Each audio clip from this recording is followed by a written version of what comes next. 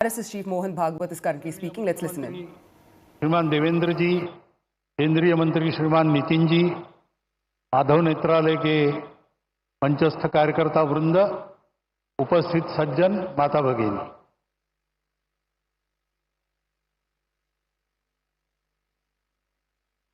आज योग है। डॉक्टर साहब का जन्मदिन, वर्ष प्रतिपदा का सुमुहूर्त, डॉक्टर साहब जन्मे वो रविवार ही था। उनके बाद जिन्होंने संघ की बागडोर संभाली, पूजनीय श्री गुरु जी, उनके नाम का प्रकल्प और प्रधानमंत्री जी का यहां पर उपस्थित होना, ये सारे शुभयोग यहां पर एकत्रित है।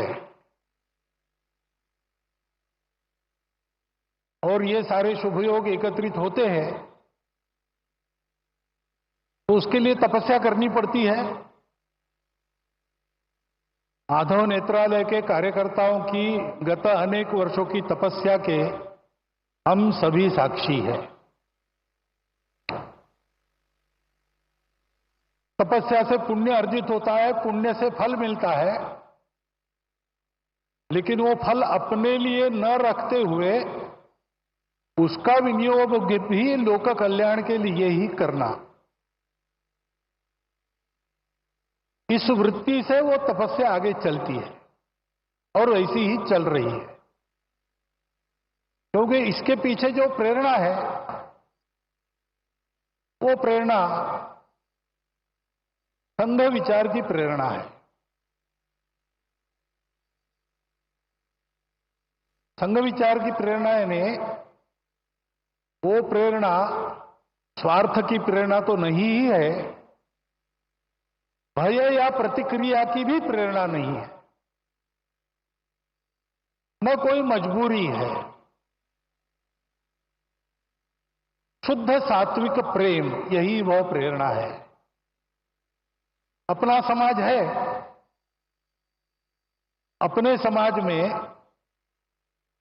दृष्टिहीनों के उपचार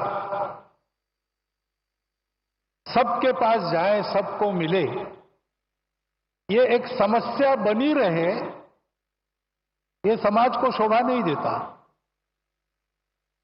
ये समाज मेरा है, इसलिए मेरा जो भी सामर्थ्य है वो लेके मैं इस समस्या के लिए जो कुछ कर सकता हूं करूंगा, करते रहूंगा, प्रामाणिकता से, निस्वार्थ बुद्धि से, तन मन धन पूर्वक।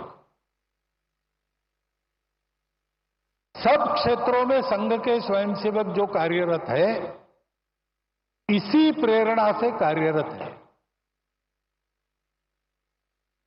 रामटेक की यात्रा में 1926 में यात्रा के सुव्यवस्थापन के लिए स्वयंसेवकों ने जो काम किया, वह भी इसी प्रेरणा से किया। और आज इतने सारे क्षेत्रों में सेवा चल रही है, छोटे बड़े प्रकल्प उपक्रम सब मिलाकर 1.5 लाख के ऊपर समाज के लिए काम चलते हैं स्वयंसेवकों के, इसी प्रेरणा से चले हैं।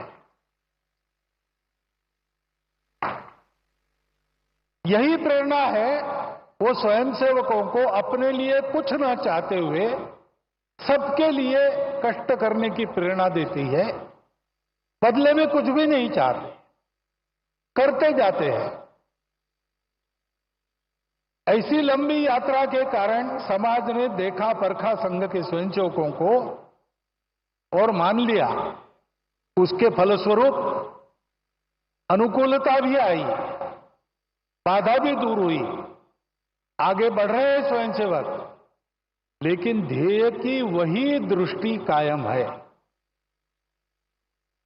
और ये सारे सेवा के काम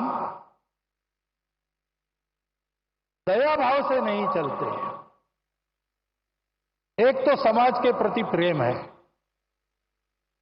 और दूसरे तो वास्तव में समाज में सबको ही दृष्टि देनी है।